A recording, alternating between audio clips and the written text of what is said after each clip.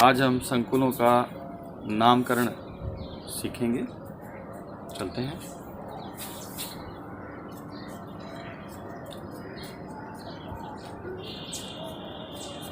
संकुलों का IUPAC नामकरण।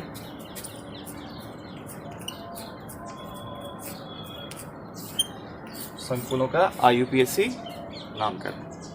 इसके लिए पहला एग्जाम्पल जो मैं ले रहा हूँ वो ये है K4FECN6। ठीक।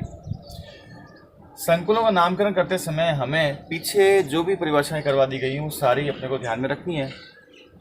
जैसे होमोलैप्टिक संकुल, हेटेरोलैप्टिक संकुल, सरल आयन, लिगेंड। तो जैसे ये क्या है सरल आयन, ये क्या है केंद्रीय धातु परमाणु, ये क्या है लिगेंड, और ये क्या है समन्वयी मंडल। तो सबसे पहले अपने को क्या दिखाई दे रहा है, सरल आयन दिखाई दे रहा है, तो इसी का नामकरण करते हैं। तो यहाँ देखो सरल आयन का प्रतीक लिखा हुआ है, के लिखा हुआ है, पोटेशियम होता है ये। सरल आयन की संख्या कभी नहीं लिखते हैं, तो टेट्रा पोटेशियम नाम लिख कर इसको सीधे सीधे अपने क्या लिख देंगे, पोटेशियम। तो हमने लिख दिया पोटेशियम। ठीक है।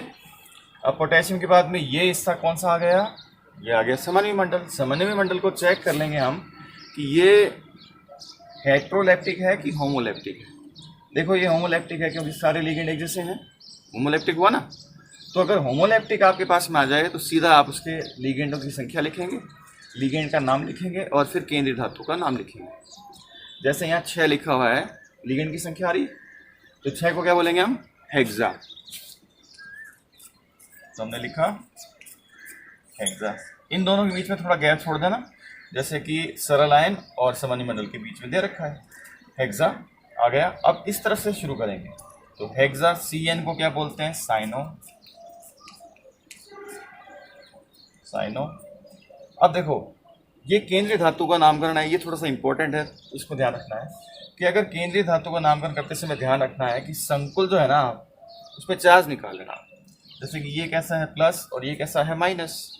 तो अगर ये ऋणात्मक चिन्ह अपने पास में आ रहा है तो केंद्रीय धातु के नाम के साथ में 8 अनुलग्न लगा देंगे।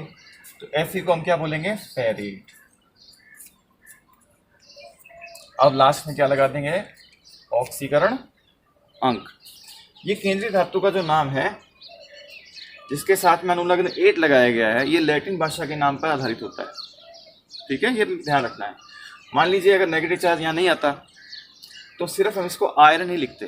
जैसे कि एग्जांपल लेके बताता हूँ। देखो पहला हो गया एग्जांपल आपका, ये दूसरा। जैसे कि हमने लिखा NiCO4। अब इस पे कोई चार्ज नहीं आ रहा है प्लस माइनस का, लेकिन ये होमोलैप्टिक है। तो होमोलैप्टिक में सबसे पहले क्या करेंगे, ये 4 आ रहा है ना, तो इसको क्या बोलेंगे हम, टेट्रा। फिर CO हो गया, कार्बोनिल। Ni को निकेल। निकेल बोल दो, निकेल बोल दो, एक ही बात। और ऑक्सीकरण लिख देंगे। कितना आ जाएगा इसका, ध्यान है, इसका 0 हो गया। तो टोटल क्या हो गया, 0 तो हो गया। और रोमन संख्या अपने पास में इसके लिए है नहीं, तो 0 लिख दिया। तो टोटल नाम क्या आ गया, टेट्रा कार्बोनिल निकेल। ठीक। अन्य एग्जाम्पल भी देख लेते हैं। तो देखिए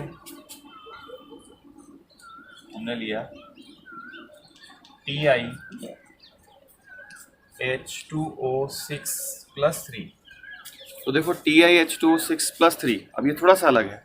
इसमें क्या आ रहा है कि यहाँ पर क्या आ रहा है, प्लस का निशान आ रहा है और चार्ज +3 है। तो कोई बात नहीं, नामकरण तो बिल्कुल वैसे ही होगा।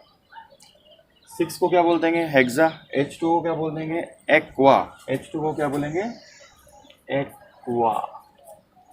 इसको एक्वा बोलेंगे। तो एक्वा की स्पेलिंग ध्यान रखना ना, ये AQUA, ये आपको ध्यान रखना, एक्वा। ठीक है। तो नामकरण करें इसका, तो क्या आ जाएगा, 6 को क्या बोलेंगे, हेक्सा। तो हो जाएगा हेक्सा। H2O क्या बोलेंगे, एक्वा। हो गया हेक्सा एक्वा। और Ti ये हो जाएगा टाइटेनियम। यहाँ 8 नहीं लगेगा क्योंकि यहाँ पर नेगेटिव चार्ज नहीं, नेगेटिव चार्ज हो तभी 8 लगाना है अनुलग्न के रूप में। तो टाइटेनियम पूरा कर दो नाम को कवर, और ऑक्सीकरण कितना आ गया 3, ऑक्सीकरण का आ गया इसका 3, ठीक है ना। इसी प्रकार से एक नाम और ले लेते हैं, देखो LiAlH4। तो अब की बार ये प्लस का ये माइनस का, तो इसका नाम क्या लेंगे, सबसे पहले लिख देंगे लिथियम, ये हो गया। अब सवनिमंडल आ गया, इसको अलग से लिख देंगे, 4 को क्या बोलेंगे टेट्रा। अब देखो ये वाला H है ना, इसको आप हाइड्रो या हाइड्रिडो बोल सकते हैं, तो हमने लिख दिया हाइड्रो, ठीक है। और Al देखो ये प्लस का ये माइनस का, तो एल्यूमिनियम का क्या हो जाएगा एल्यूमिनेट, एल्यूमिनेट, ठीक। ऑक्सीकरण कितना आ जाएगा इसका 3 आ जाएगा। अब इसी प्रकार से और एग्जाम्पल की बात करें तो एक और बहुत ही अच्छा एग्जाम्पल है, थोड़ा सा अलग है, COEN का थ्राइस +3। अब ये एग्जाम्पल आ गया, देखो इसमें अपने को ध्यान रखना है कि भाई संकुल तो होमोलैप्टिक ही है, लेकिन EN जो हम जानते हैं वो क्या है, वो एक द्वितंतुक लिगेंड है।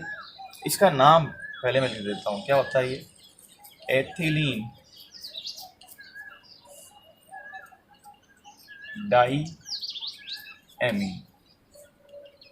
तो हमें ये ध्यान रखना है कि कोई भी संकुल का नामकरण करते समय लिगेंड का अगर नामकरण कर रहे हैं तो लिगेंड के नाम में अगर संख्या सूचक शब्द आ रहा है, देखो ये संख्या सूचक शब्द आ रहा है ना, डाई 2 को बता रहा है 2 को, तो फिर लिगेंड के जो नामकरण करने में संदेह उत्पन्न ना हो, इसलिए IUPAC ने इसके लिए कुछ नियम दिए।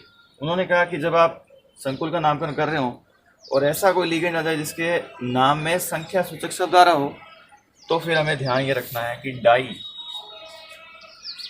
डाई के लिए क्या लिखेंगे बिस, मतलब जो 2 होगा तो उसके लिए बिस लिखेंगे। ऐसे ही 3, तो 3 के लिए क्या लिखेंगे ट्रिस। इसी प्रकार से चलता रहेगा। और उसके बाद में अपने को पूरा नाम लिखना है, जैसे ये 3 है तो 3 है तो हम यहाँ क्या लिखना है, ये ट्राई नहीं लिखना है, क्या लिखेंगे हाँ ट्रिस, तो लिखेंगे ट्रिस। अब लिख देंगे इसका नाम, इसका नाम क्या है एथिलीन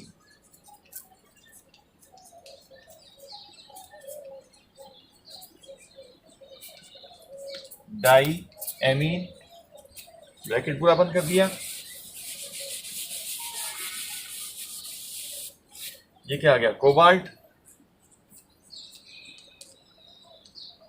अब 4 देखो प्लस का, ये सीधा कोबाल्ट रहने देंगे कोबाल्ट। अब ऑप्शन निकाल लेंगे, EN का 0 हो गया, इसका हो गया 3, ठीक है। अब ये एक चीज ध्यान रखनी है कि ये आयन के रूप में दिया हुआ है ना, इसलिए यहाँ आयन लिखना जरूरी है, आयन, ठीक है। इसी प्रकार से एक और अच्छा एग्जांपल है Fe4 FeCN6 का होल साइज। ये पीछे मैंने ऑप्शन निकाला था वही है। तो यहाँ पर सरल लाइन आपको क्या दिख रहा है, देखो Fe दिख रहा है, अंदर भी Fe है, लेकिन दोनों अलग है क्योंकि ये तो केंद्रीय धातु है ना। तो इसका नाम हम क्या लिखेंगे आयरन लिख दो, फेरिक भी लिख सकते हैं। तो देखो इसका ऑक्सीकरण कितना आएगा 3, देखो इसको आयनित करेंगे तो Fe+3 हो जाएगा ना, तो आयरन 3rd, तो ये प्लस का और ये इधर माइनस का हो गया, होमोलैक्टिक हो गया। तो 6 को क्या बोलेंगे हेक्सा, CN को बोलेंगे साइनो। अब देखो Fe आ गया, नेगेटिव आ रहा है तो क्या बोल देंगे फेरेट।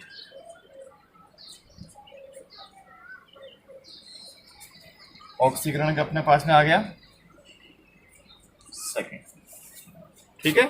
अब यहां ध्यान रखना है कि यहां आयन मत लगा देना, आयन अगर दिया हो तभी आयन लगाना है, उससे पहले आयन आपको नहीं लगाना है, ठीक है।